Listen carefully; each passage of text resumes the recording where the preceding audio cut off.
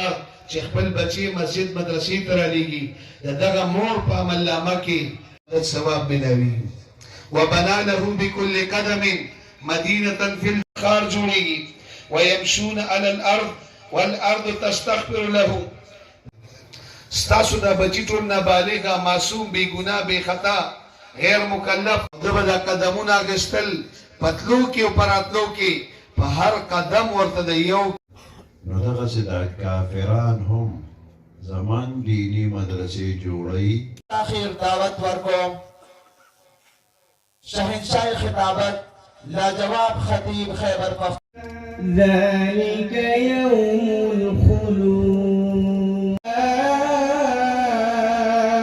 بقلب منير من سعيد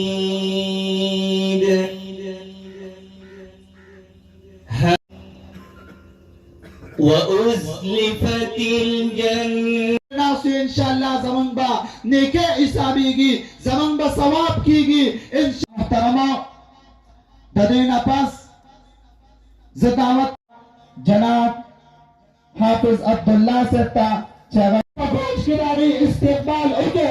نعره تکبیر نعره تکبیر. حضرت مولانا مفتی عبدالله شاه صاحب حضرت مولانا مفتی عبدالله.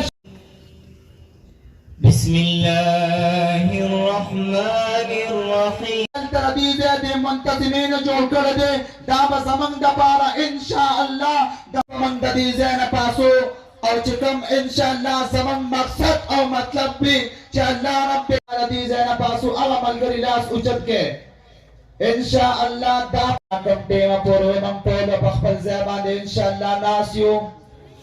دا عزم او اراده پروګرام به زمونږ شروع وي انشاءالله. ستاسو هغه سار چې کوم عزم او اراده کړی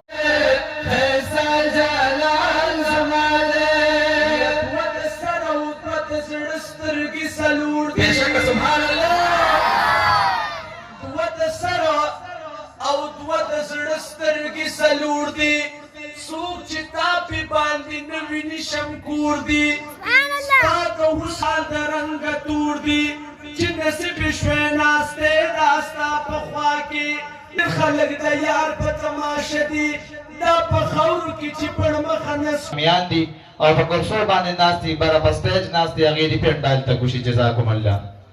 زما محترمو تاسو ټول د ډېر وخت نه انتظار کوئ.